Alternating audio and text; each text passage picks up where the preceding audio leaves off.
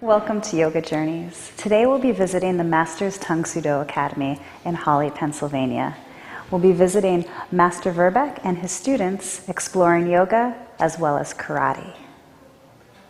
Yoga journeys, yoga journeys, yoga journeys. Yoga journeys, yoga journeys, yoga journeys.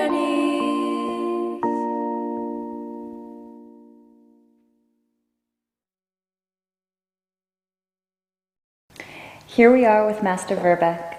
Thank you so much for having us today. We're really excited to be here.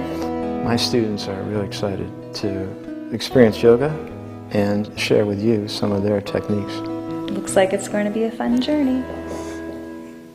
So I'm really excited to be here with everyone. Thank you so much for having me. I'm excited to show you a little bit of yoga and maybe it will help you with your karate. And then I can't wait to see what you've all been working on in your forms. And I heard you were going to do some board breaking later as well. So the first stretch I want us to do will definitely help open up our hips, and I think it might help with your kicks. And then we're going to do 2 or 3 poses that will help you focus: the crow pose, the warrior pose, and the eagle pose. First we're going to do the pigeon pose, which will help open up our hips and get you ready for some high kicks. Let's come down to the floor on our hands and our knees. Bring your right knee to the inside of your right hand, and then bring your foot across. So your right foot comes in front of your left hip, and slide your left leg back, fold forward. And in yoga, we always want to breathe in and out of our nose. So as you breathe in and out through your nose, send your breath deep into your belly.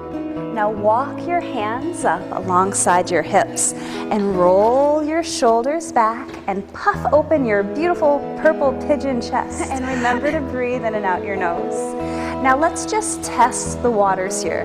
I'd like you to see if you bend your back leg, how that feels. Is that okay?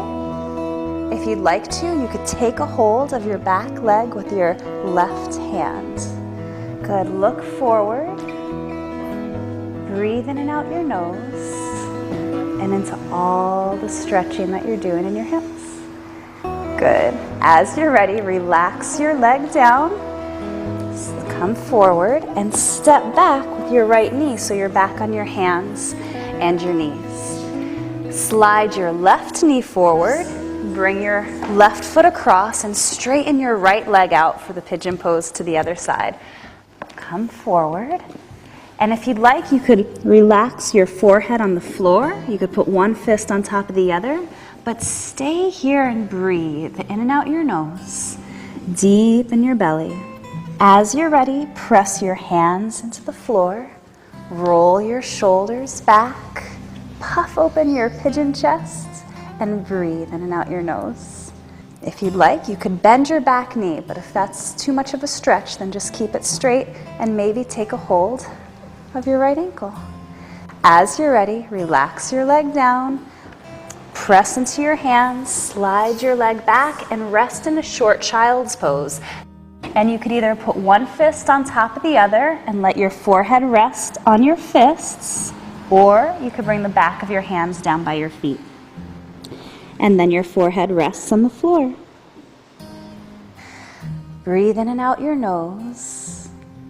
Let your lower back rise up as you breathe in, and relax and fall as you breathe out. Good.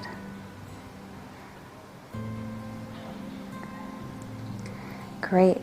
Press your hands into the floor. Walk yourself up slowly. Great.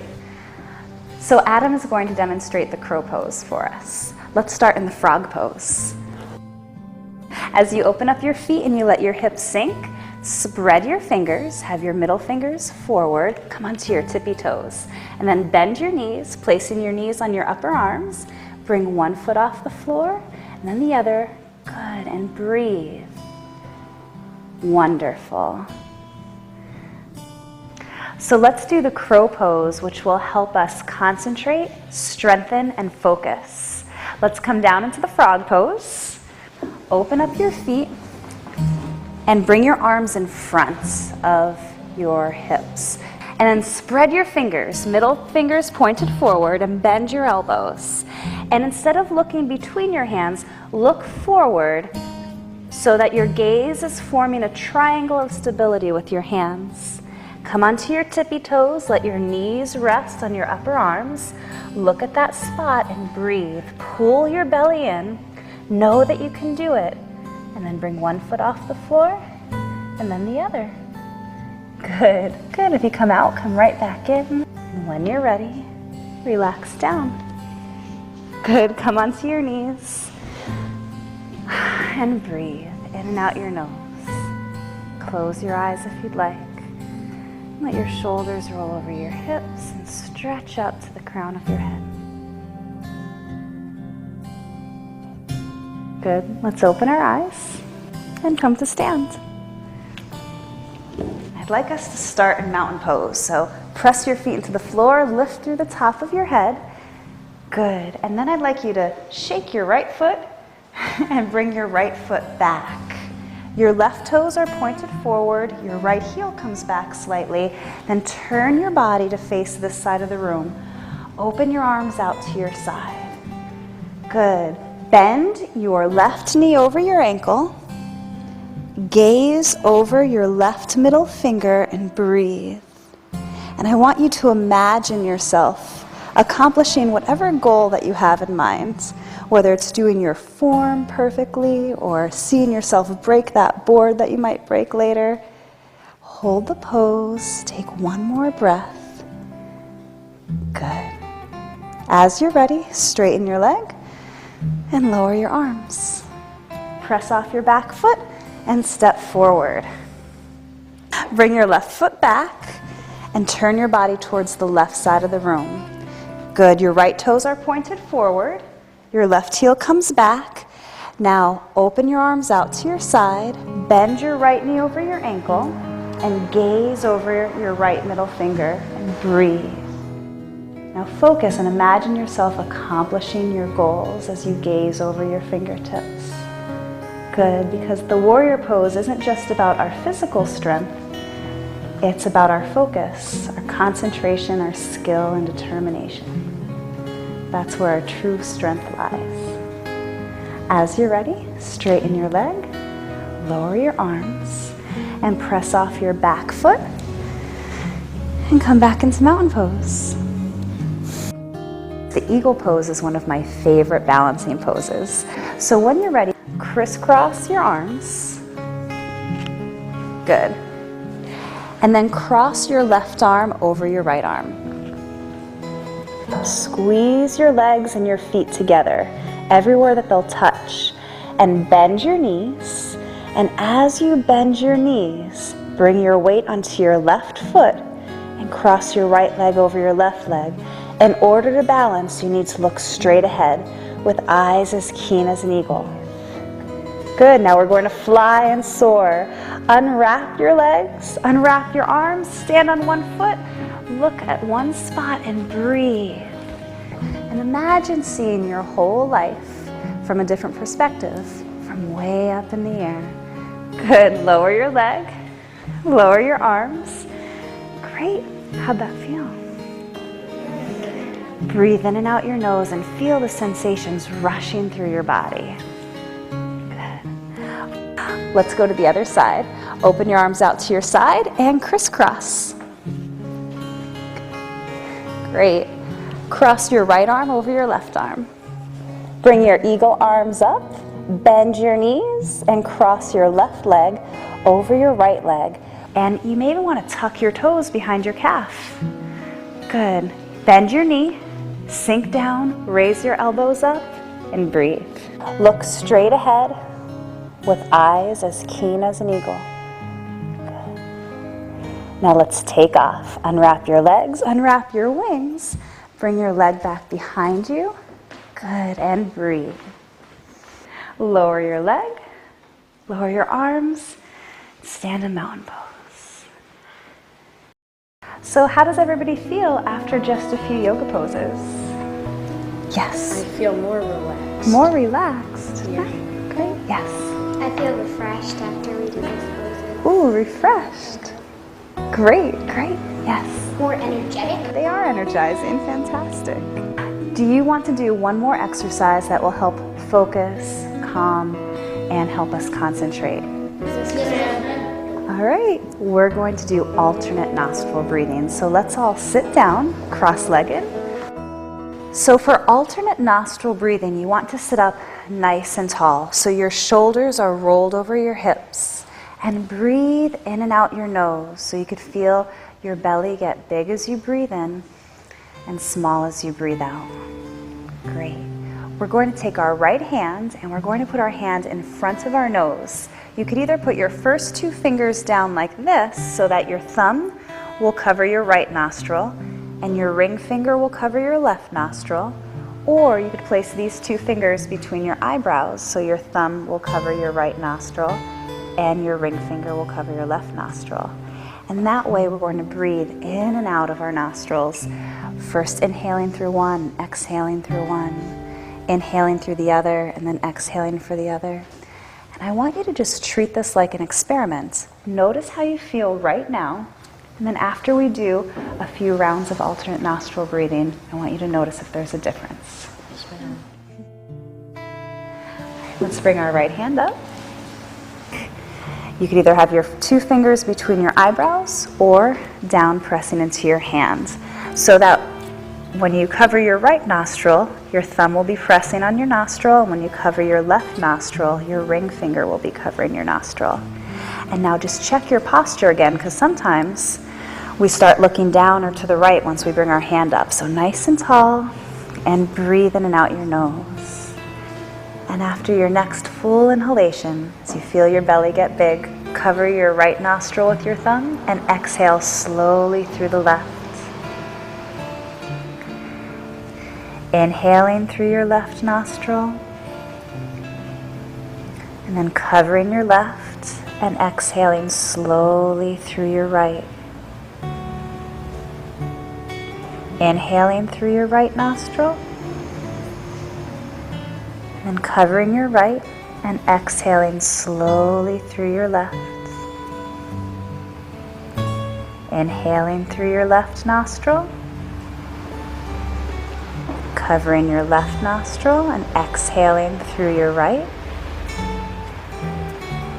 and inhaling through your right.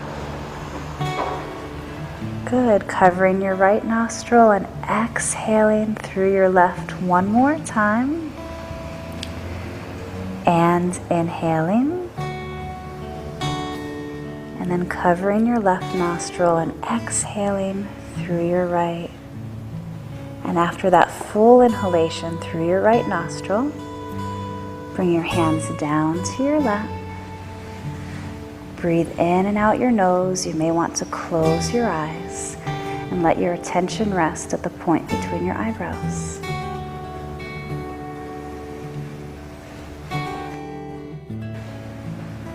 Good. Gently open your eyes up. We're going to do one more round now that we're a little more familiar with it. But are there any questions before we get started with the second round? Good. Basically, we're exhaling through one side of our nose and then inhaling and then switching. Good. And everybody's posture is really great. Everybody's sitting up nice and tall. So bring your right hand in front of your face again, either 2 fingers down or between your eyebrows. And after your next breath in, cover your left nostril this time and exhale through your right. Good. Inhaling through your right, covering your right nostril and exhaling slowly through the left without any sound, without any pause. Inhaling through your left, covering your left and exhaling through the right. And inhaling through the right,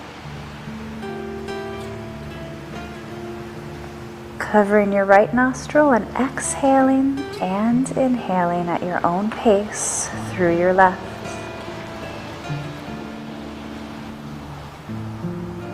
And then covering your left and exhaling and inhaling through your right.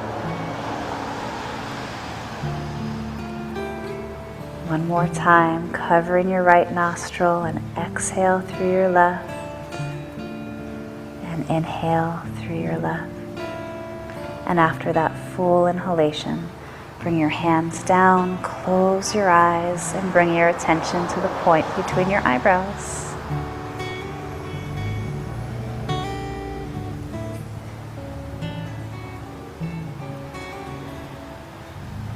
Good. Great. Gently open your eyes. Good. So how do you feel at the end of alternate nostril breathing versus before we started it? Any different? Yes. More relaxed and less tense. More relaxed, less tense. Absolutely, me too. Do you think that there's any time that alternate nostril breathing might be helpful to you? Yes, ma'am. I think it might be helpful the morning before you go to school if you have a test that day. Maybe you can do alternate nostril breathing, and that will help you relax so you feel less nervous. So did you like the alternate nostril breathing? Yes. How did it make you feel?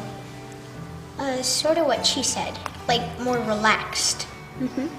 Well, you can use yoga and breathing maybe for a martial arts test or something bigger for like really stressed out, you need something to stretch and just relax for a couple minutes, do some yoga or start breathing. Instead of sitting or hyperventilating, use alternate nostril breathing and calm yourself down. Alternate nostril breathing helped me feel more relaxed. Nice. And how did you like the yoga? It stretched me out for using my kicks and punches. I can't wait to see your kicks and punches, by the way. Great. Now, I want you to teach me. So I would love for you to tell me, but also tell the audience who may have never done karate before, you know, how karate has affected your life, how it makes you feel, what you love about it. What do you think about that? Great. The students you're going to see today, they go by the 5 principles of Tong, and they play an important part of their life. The first one is to be loyal to your flag and country. And the second one is to be obedient to your parents and elders. And the third is respect their teachers and instructors. And you know, it's important in the karate school to have respect, but it's also important to show that same respect in school. And so we get a lot of feedback from the teachers in the schools and telling us how the students are also respectful. A lot of the things that we're taught in karate, not just the physical but the mental, like obedience to your parents and elders, respect to your teachers and instructors, that bases off into daily life as well as right in the dojo. Third principle of Tong is respect your teachers and instructors. And not only in karate do you use that, but in school too.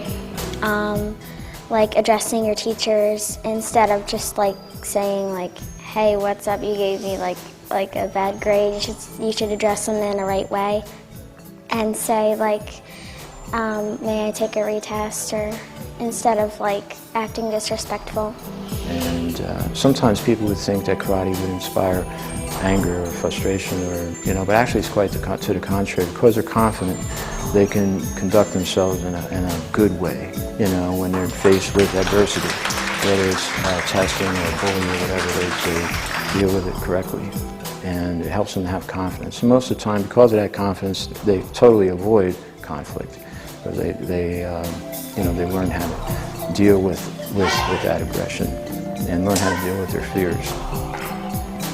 Karate has taught me discipline in school and outside of school, and it's helped me face conflicts, internal and external.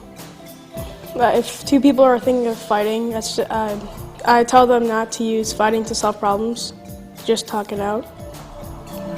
And then the other two is actually to be in control at all times.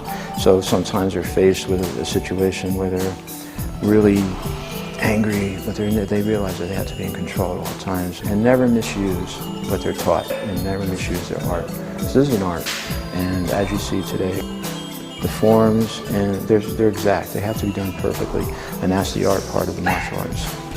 And so there's a certain curriculum, and we hope we'll cover some of those things today. But it's really quite big.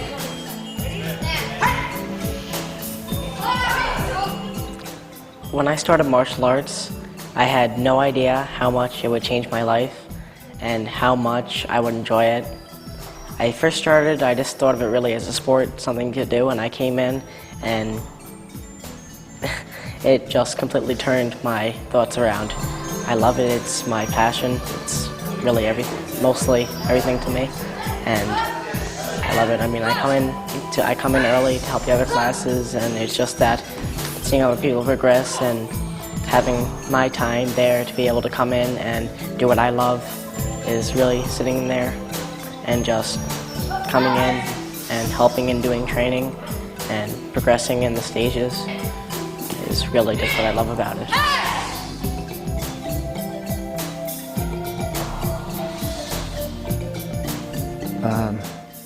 The 8 key concepts play a major role in the students' lives because we encourage them to study them and understand them and apply them to their life.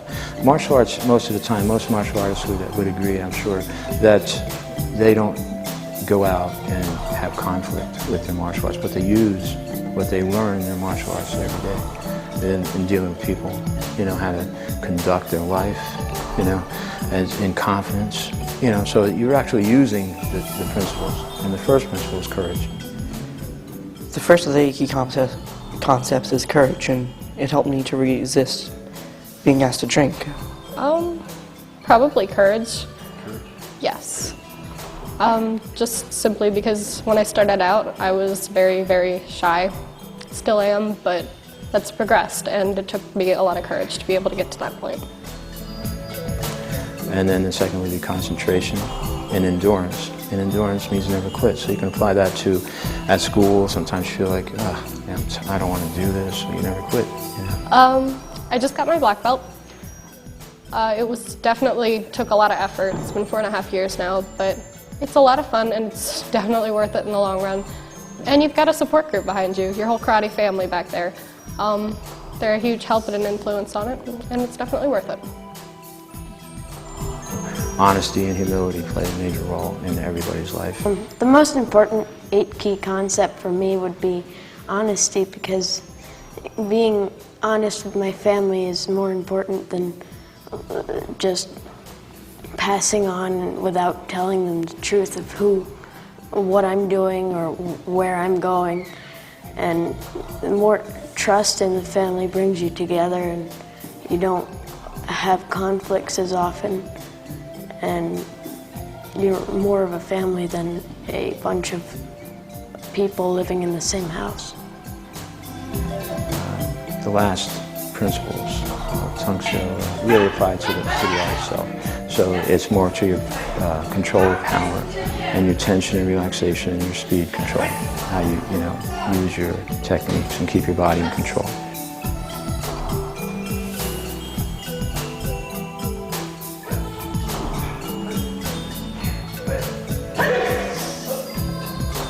It's very important to make sure that you don't try any of these techniques at home.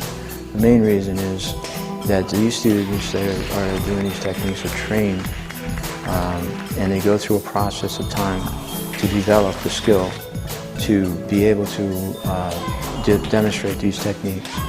So it's very important, and I really push this.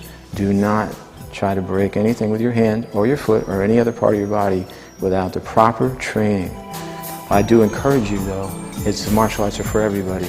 It's not for just a certain few, because anybody can do this. Anybody can, and it's a great source of developing balance, focus, and confidence, and a personal satisfaction of achievement that you get as you progress through the ranks.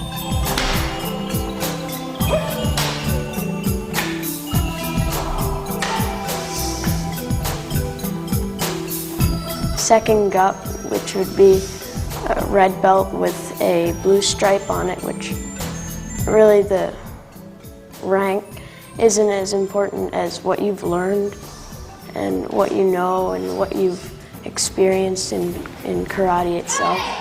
So truthfully, the belt is just there, but who you are and what you train to do and what your goals are really more important than that. I just really want to thank you for coming and honoring us with your presence today and teaching our students your little yoga, and I know they really loved it. Thank you so much. And in traditional martial art way, I bow in respect. And in our traditional yoga way, I will bow to the light in you from the light in me. Namaste. And thank you for having us and for teaching me so much about the tradition and sharing it with our audience.